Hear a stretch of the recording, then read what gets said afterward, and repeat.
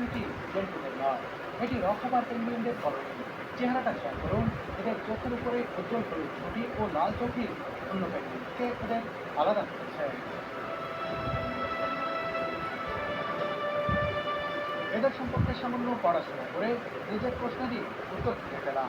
রকপার পেঙ্গুইনরা পাহাড়ের উঁচু স্থানে বসবাস করতেই পছন্দ করে। বরফের উপরে পিছলে চলাচল করতে এরা খাড়া পাহাড়ে ও পাথরের উপরে লাফিয়ে চলতে পছন্দ করে। এদেরকে সাহসী পেঙ্গুইনও বলা হয়ে থাকে।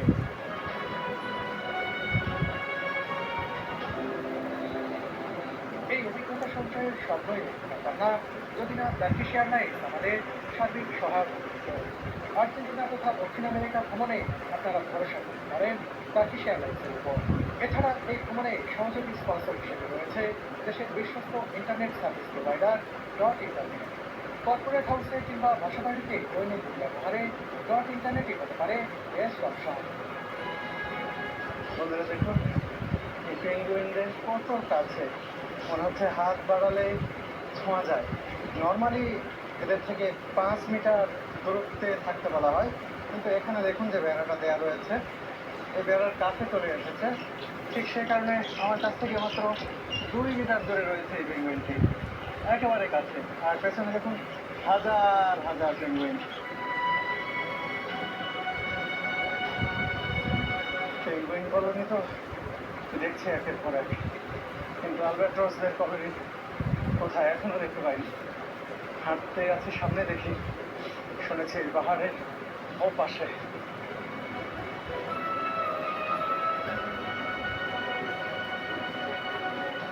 এই পথটা একেবারেই সহজ নয়, একটু খেয়াল করে হাঁটতে হচ্ছে।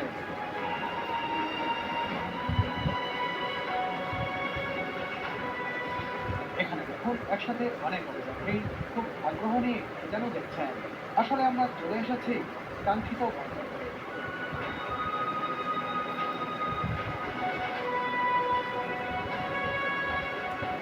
ও মাই গড!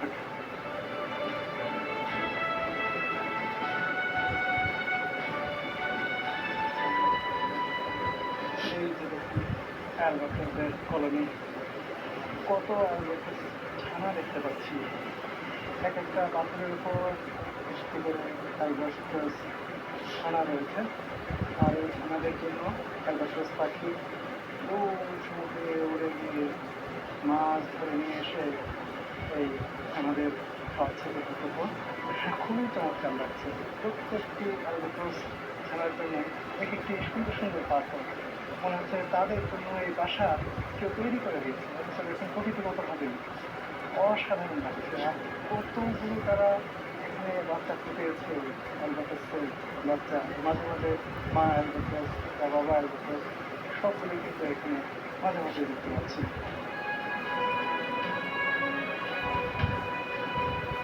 এদের চোখের উপরে দেখুন লম্বাকার কালো ভ্রু রয়েছে। এ কারণে এদেরকে ব্ল্যাক ব্রুড অ্যালবাট্রস বা কালো ভ্রুওয়ালা অ্যালবাট্রস বলা হয়ে থাকে।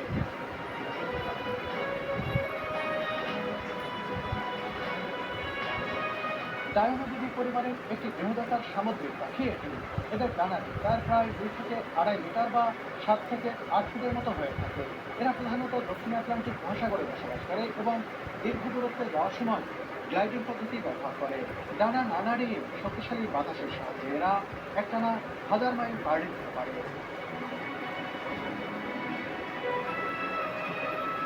অ্যালবাট্রসরা সাধারণত সারা জীবনের জন্য একজন সঙ্গী বেছে নেয়। সঙ্গীর প্রতি এদের ভালোবাসা অগাধ। এরা বসবাসের জন্য নির্জন দ্বীপে কলোনি তৈরি করে থাকে। প্রজননের আগে মাটি, কাদা, বালি ও খড়কুটো দিয়ে এরা সুন্দর আবাসন তৈরি করে। এরা প্রায় 70 বছর পর্যন্ত বাঁচতে পারে।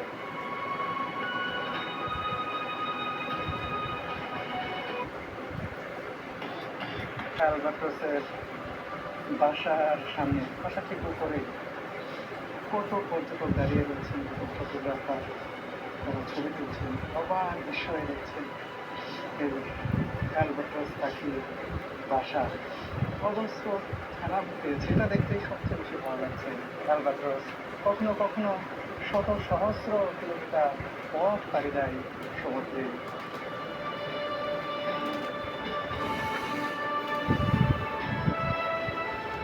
অ্যান্টার্কটিকা অভিযানে এসে অ্যালবাট্রস কলোনি দেখতে পারা আমার জন্য দারুণ এক অভিজ্ঞতা।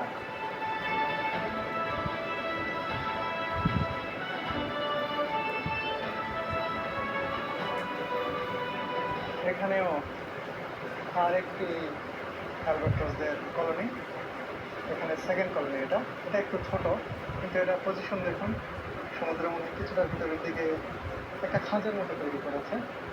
এখানেই তারা বাসা বেঁধেছে, এখানেই বাচ্চা ফুটিয়েছে এবং বাচ্চাদের বড় করছে অ্যালবাট্রস।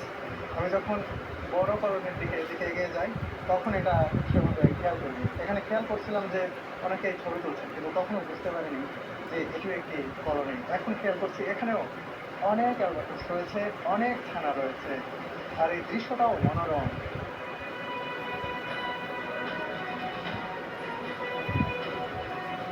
আমি যখন কথা বলছি আমার ঘাড়ের এটা হয়তো অনেকেই দেখছেন, ভাবছেন যে এটা কি, এই স্ট্রিপটা টিপের মতো লাগানো রয়েছে।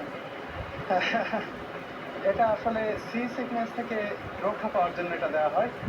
একবার দিলে 72 ঘন্টা কাজ করে সমুদ্রের মধ্যে। জাহাজে থাকতে জাহাজ যখন বাম্পিং করে, অনেক ঢেউয়ে যখন দোলে, তখন সি সিকনেস সাধারণত তৈরি হয়। মাথা ঘোরায়, বমি বমি লাগে, অনেক সময় মাথা ব্যথা করে, অসহ্য যন্ত্রণা হয়। আমি যখন এরকম ফিল করছিলাম তখন শিপে ডক্টর রয়েছে, আমি তাদেরকে বললাম, তো আমাদের রিসেপশন থেকে এটি দেওয়া হয় স্ট্রিপটি। এখানে এটা ফ্রি ছিল। এর পরবর্তীতে কোনো ওষুধ লাগলে সেটি কিনে নিতে হবে, কিন্তু তারা সাধারণত এটি দিয়ে দিলেই সেরে যায়। বললো যে এটা দাও, দেখো যে 72 ঘন্টা ভালো থাকবো, 72 ঘন্টা পরে আবার আরেকটা এসে লাগিয়ে নিয়ে যাবো। অদ্ভুত একটা জিনিস। আপনারা কথা বলতে বলতে আবারও চলে এসেছে পেঙ্গুইন কলোনির কাছে। অনেক পেঙ্গুইন বসে আছে, ও সবাই ছবি তুলছে। অ্যালবাট্রস কলোনি দেখে ফেরার সময় নির্জনের দ্বীপে খেলা দেখে আমি কিছুটা অবাকই হলাম। দু একটি নয়, অনেকগুলো বন্য খেলা চলে বেড়াচ্ছে এখানে। এই সমুদ্র উপকূলে অনেক পেঙ্গুইন রয়েছে। অভিযাত্রীরা প্রাণ ধরে রয়েছে সৃষ্টির সুন্দরতম এই প্রাণীকে।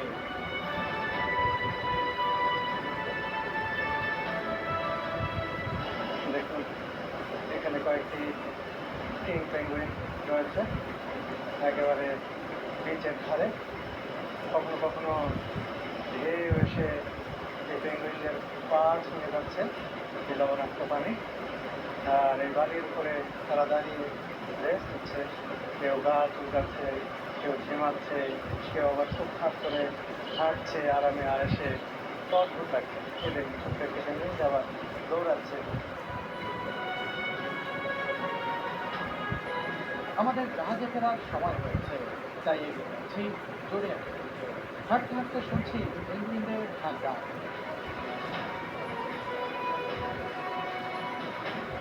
উপকূলের অদূরেই দাঁড়িয়ে রয়েছে আমাদের জাহাজ এমভি ফাঙ্গিয়া। এখান থেকে দেখতে খুব সুন্দর লাগছে জাহাজটি।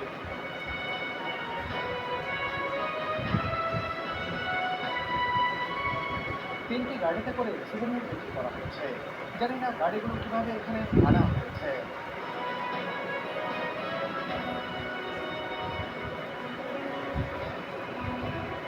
জোরে একটি চলতে শুরু করলো জাহাজের দিকে। দারুণ অভিজ্ঞতা সুন্দর করে আমরা ফিরে যাচ্ছি, বেশ ভালো লাগছে। আপনার অ্যান্টার্কটিকা ভ্রমণের স্বপ্ন পূরণে সহায়ক এবার বেঙ্গল ভিস্তা ওশান ওয়াইড এক্সপেডিশনস।